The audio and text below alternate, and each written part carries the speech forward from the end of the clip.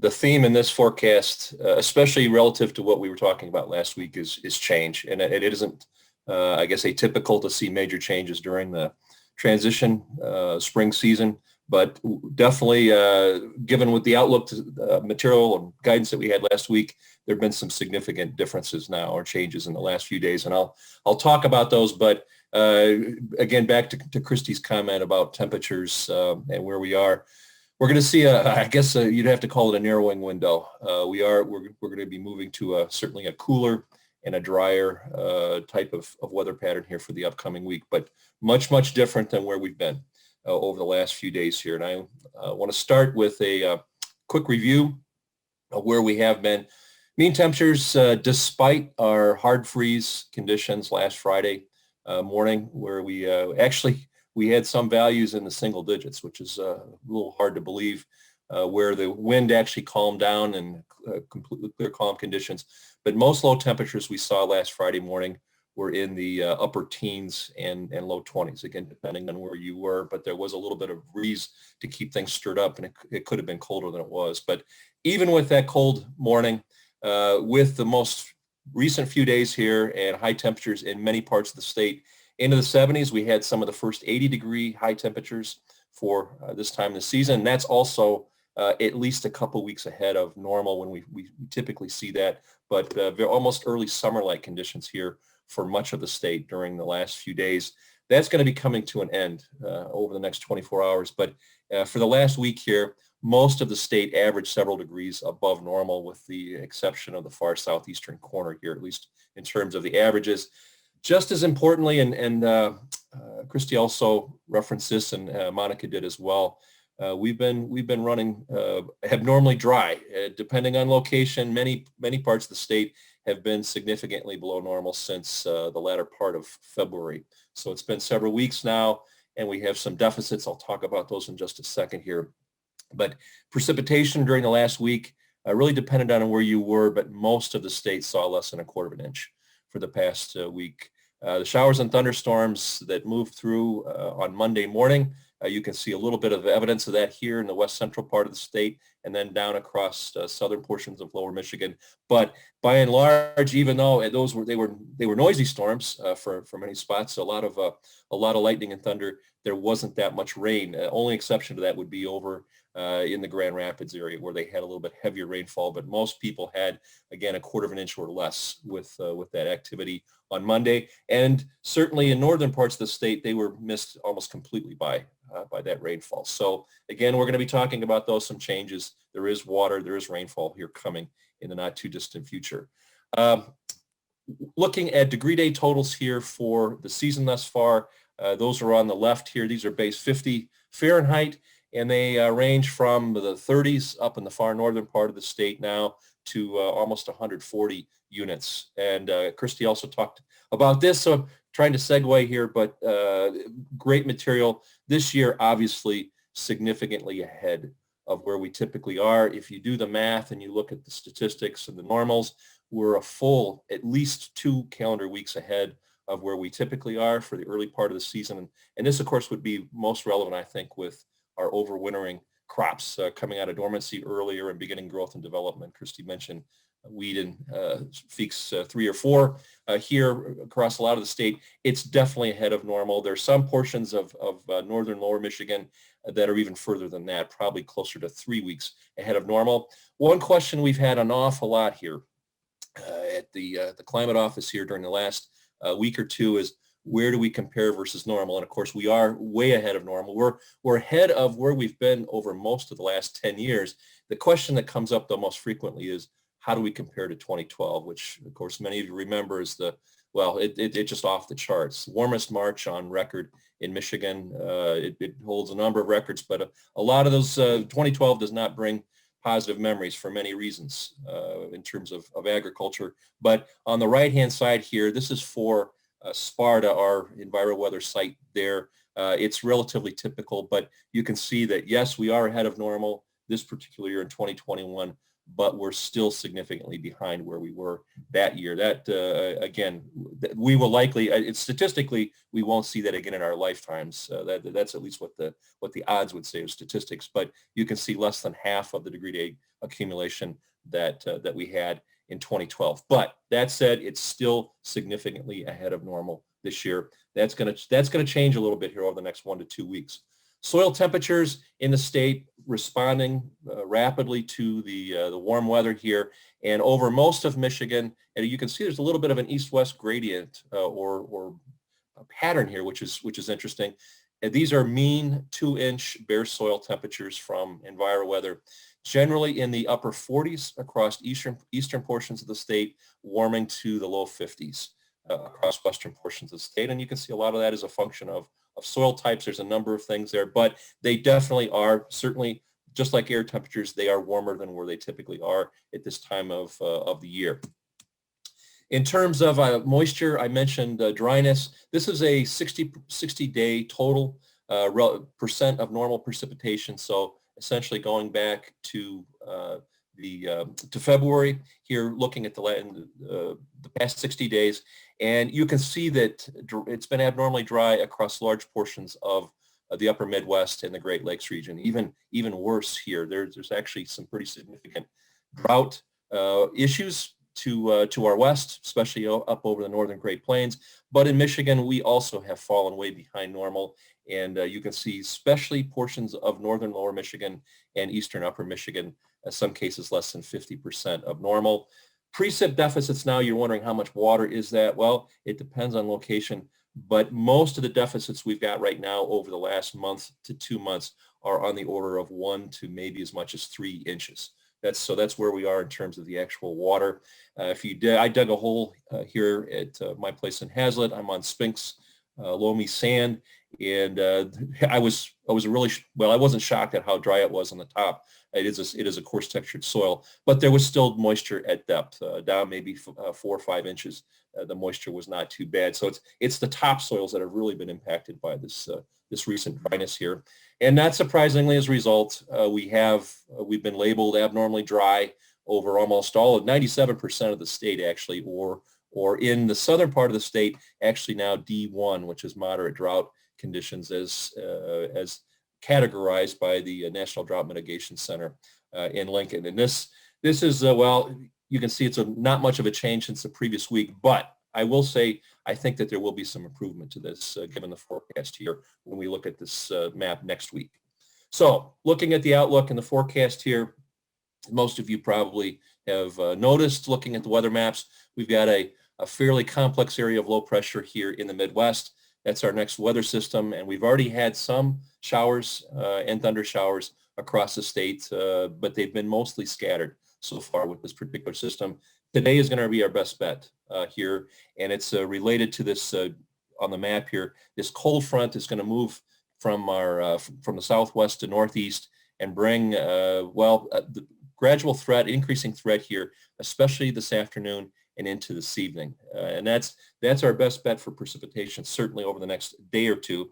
This is the radar from 6:15 this morning, and you can see pretty close to what the numerical guidance showed. But here is this area of precip. There are some scattered showers across northern parts of the state, across the Upper Peninsula here right now. A couple sprinkles in the far south, but that's not the main event. The main event is this area down here. One of the things you also might see be a little unusual, and that is the precip echoes instead of coming out of the west, which is typically what we see here in Michigan.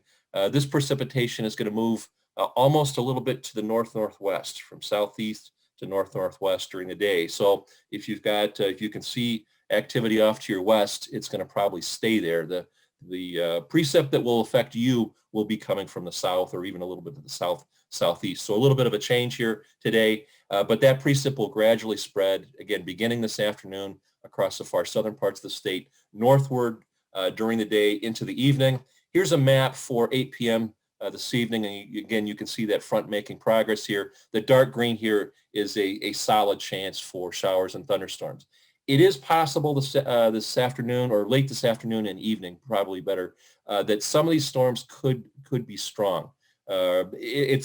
it's not a severe weather outbreak, but I think the primary threat with these would probably be some heavy rain, although it's going to be highly variable, the amounts with this particular system. Some areas will pick up some significant rain, 1/2 to 1 inch, but the vast majority probably looking at 1/4 of an inch with this particular event here today.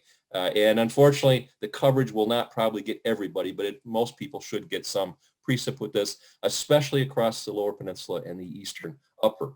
By tomorrow morning, you can see the front has moved into Michigan. We will see cooler air filtering in with this. And so temperatures today, it'll be the warmest day of the week here today, with once again into the 60s north, into probably the mid 70s across the south, but we go downhill from there. And tomorrow, after this front moves through, probably a good 10 to maybe as many in the north as 15 degrees cooler for high temperatures tomorrow, although still above normal for this time of the year. We will also see tomorrow morning some lingering showers, especially during the early part of the day, but gradually during as the day goes on tomorrow, probably mostly dry, cloudy, and I said cooler. Now, one of the changes in the guidance that we didn't have earlier is we have system number 2, and that is this area of low pressure here down across the central Mississippi Valley. That's going to be moving our way on Saturday and into Sunday. That's the next system, and it really wasn't in the guidance not that long ago. But this one will probably cause more widespread rainfall than the system today, beginning once again later on in the afternoon on Saturday, continuing overnight into Sunday. And one of the things, well, notice here, this is the forecast precipitation totals. With this one, we will see fairly widespread 1/4 to 1/2 inch or even greater than that amount. Some areas may pick up a better part of an inch. I think the heaviest rainfall with this second system this weekend, probably across eastern sections of lower Michigan. Also would note that depending on the guidance here, depending on how this actually shakes out, we probably could see a fairly distinct northwestward boundary with this. So some portions of central and western upper Michigan may be largely missed by this rainfall, but I think most of the lower peninsula will have a high odds or strong probability of picking up additional precipitation here late Saturday into Sunday. So when we put everything together with the event today and then the event this weekend, some lingering showers in northern parts of the state primarily early next week, but in general, after that second system goes by, we will be trending drier once again for most of the state, especially across the south. But totals here forecast for the upcoming week, you can see pretty healthy. In many areas, an inch, some cases maybe an inch and a quarter for, again, across a lot of lower Michigan. That would make a big difference based, again, on where we have been and actually obviously change things quite a bit from where we've been. And along with the cooler temperatures, we will see, again, replenishment of that topsoil layer that has become so dry. Into the medium range forecast guidance, this is also a change from what we talked about last week. But if we look at the upper air pattern here, you see the development of there's still split jet stream flow across North America, and that's consistent. But what is different this time, or what's different now in the guidance, is the indication for trophiness, or troughing over the central and eastern part of North America, including portions of the Great Lakes region. And as a result of that, we've seen our forecast gradually shift from even normal to above normal mean temperatures.